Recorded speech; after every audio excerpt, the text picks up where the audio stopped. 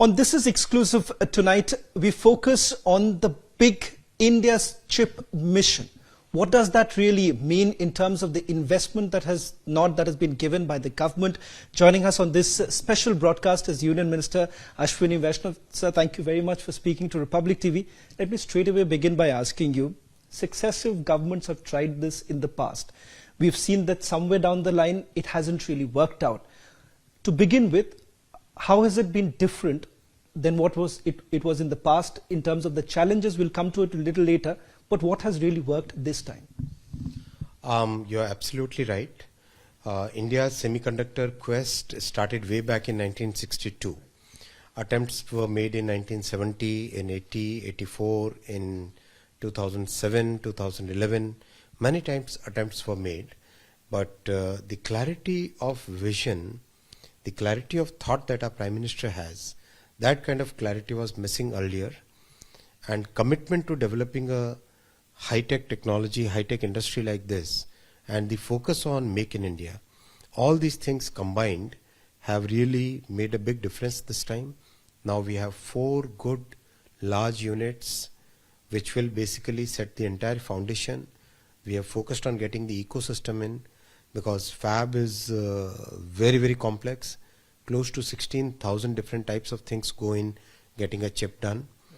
So it's really complex. So this kind of complexity required a level of consistency, clarity, transparency and commitment, which is what was possible because of Prime Minister's very big focus on semiconductors. For the common man who's watching this, a semiconductor becomes important from the word go, be it at home, the toaster that works in our home, to the refrigerator, to everything. Why is it that the Prime Minister has always been saying that while the global market, if you really look at it, 80% of it has been dominated by South Korea, China and the other countries too. Where does India really see itself? Can we actually position ourselves in a manner that we can compete, or you think this is a long drawn process and the dividends of it can only come at a later stage? We definitely can compete, because if you look at the value chain, design is the first part of it. Fabrication is the second part. ATMP is the third part. I'll explain how it works. Design is mostly done on computers. There are very complex tools which are used. After that, the circuit has to be put on a wafer. It has to be fabricated on a wafer. This is a wafer. On this wafer, more than 5,000 chips are there. They are fabricated on this. It's very, very complex process. If you take the tip of your nail, 1 lakh times finer, smaller than this is the magnitude with which the chips are fabricated on the wafer.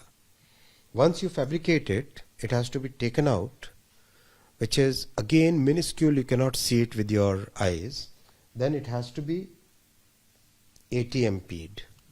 So when you do ATMP, the chips are basically put inside this entire thing and wiring is done. So for example, a complex chip can have wiring of 100 kilometers. 100 kilometers. Even the simplest of simple chips will have few kilometers of wiring in it. Then there is air conditioning, cooling in it. Lots of complexity. It's like having a 10-story building which will have a lift going up and down, which will have plumbing, which will have electricity. There will be some houses which are 3 BHK flats. There are some flats which are 4 BHK, 2 BHK. There will be some parking section. So that entire, just like a large complex of building, similarly a chip can be very, very complex inside. Then this chip is done as a part of the ATMP process. Then it goes into a circuit, and a circuit is what practically goes into every device. So practically every device that is either switched on or switched off, whether it's your refrigerator, your TV, your toaster, your scooty, your car, your train, metro, aeroplane, the mic that you're holding, the watch that you wear, everything has semiconductors in it. From missiles to trains, and from aeroplanes to refrigerators. Everything has semiconductor. It's very important to get this foundational industry in our country. Like steel, like chemicals. If you have steel industry, you can have many more downstream industries. If you have chemical industry, you can have many more downstream industries, right? Same is the case with semiconductors. Once you have semiconductor industry, module manufacturers will come to India, laptop manufacturers will come to India, your automobile manufacturing gets a quantum jump, mobile manufacturing gets a boost. So all these industries, entire manufacturing space today requires semiconductors. That's why this focus on getting the semiconductor industry into India. Talking about the incentives also that the government had announced back in December 2021, that announcement was actually made. Is it also keeping in mind the kind of incentives that our allies, for example, in EU, the United States of America, that entire argument that are their incentives more attractive in nature, which brings in several other companies? I'm not getting into specifics of any company at this point in time. What really happens in terms of the investment plan or the incentive plan in the days to come? Will that be a major focus area also? Globally, the industry is today seen as a strategic industry, and only a handful of countries actually have this industry. So a lot of emphasis is being given by governments across the world. I wouldn't take any names, but there are countries which are investing 150 billion US. There are countries which are investing even $280 billion. That is the kind of investment that many of these large tech-focused countries are making. So it's very important for us to make sure that the foundation is laid so that we can, from this foundation, we can build upon a very huge ecosystem. The advantages that we have is large talent pool. Close to 1/3 of the semiconductor talent pool is in India. Every large company that you see, semiconductor company, will have practically majority of their technical personnel from India, Indian origin, maybe other country citizenship, but that's the kind of talent we have. With stable policy, with big focus on manufacturing, and with the incentives, the industry has come to India, and in the coming 5 years, we will see the next level where we'll see many more fabrication units, many more fabs, many more ATMP units, but we'll also see full chipsets being designed and manufactured in India. I also want to ask you this, Minister Vaishnaw. Perhaps it's a personal interest also because we come from that very place. The Prime Minister time and again has spoken about Act East in the sense that northeastern states should be brought into the development aspect arena. This is yet another industry where you're bringing in the northeast into the focus. Can you tell us how it really impacts the northeastern states, particularly, especially with the kind of announcements that have been made? Our Prime Minister is very focused on development of Northeast. Highway connectivity, railway connectivity, optical fiber connectivity, electrical power supply connectivity, everything he has put focus. He has visited Northeast more than 50 times in his 10 years. No other Prime Minister would have ever done this kind of visits to Northeast.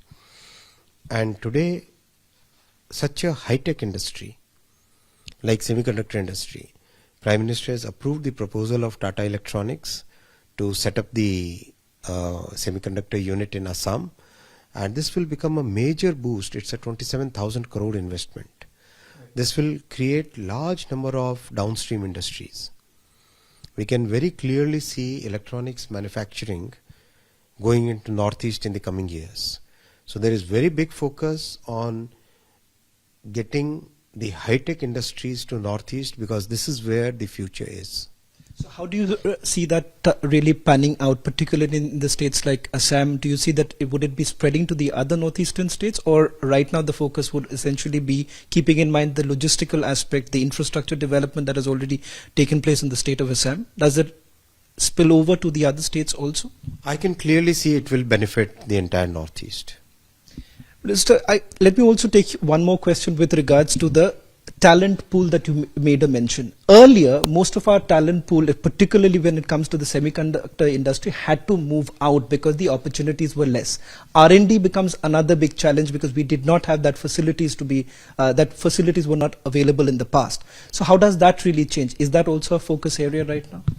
Absolutely. We have tied up with 104 universities and we have taken most expensive and complex tools and made available to the startups and incubators and the students and academia, made those complex and expensive tools available to them as a part of this exercise.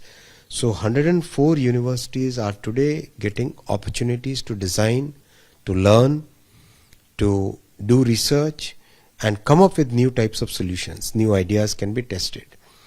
So the focus, getting all the three parts of the value chain, design, fab, ATMP, making sure that the talent pool gets further developed, making sure that the entire ecosystem comes to India.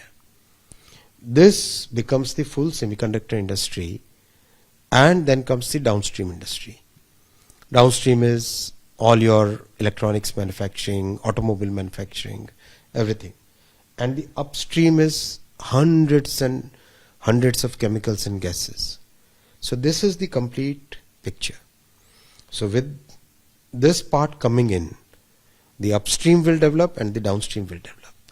One final question, Minister Vaishnaw, in terms of the target, where do you see this? What is your target that you're really looking at? We have already seen about the investment nod that has been given in the years to come, particularly in the next 5 years that the Prime Minister has been talking about. Where do you see, what would be the achievable target in this industry itself? We can very clearly see that in the next 5 years, we will have many more fabs. Look at the entire scenario. 10 years back, people would question why should they go to India. Now, people are saying, how soon do we get to India? In the coming years, people will they say, oh my God, we should not miss this opportunity. That's the way things are moving. There's a clear change in the global mindset because of clear policies that our Prime Minister has laid and executed them. These are sapne nahi, hakikat bunte hain. These are real executed programs. We have seen the case of mobile phone. 98% of the mobile phones were imported 10 years back. Today, 99% of the mobile phones that we use are made in India. We have become major exporter of mobile phones. Same is the case very soon we'll see in case of servers and laptops. Manufacturing has already started. We are seeing that in defense. We are already among the top 25 exporters of defense products. We are seeing in sector after sector, we are seeing manufacturing is becoming a major part of our growth story. So with that in place, semiconductor will feed into entire manufacturing sector. We'll see many more semiconductor units coming to India. We'll also see downstream and upstream, and we will also see many chipsets fully designed in India, made in India, used in the country and exported to the world. Well, thank you very much, Minister Vaishnaw, for joining us on this special broadcast of This Is Exclusive, where the Minister also outlines what is it that we are expecting in the years to come. As the Prime Minister has been indicating, this is a dream for Viksit Bharat.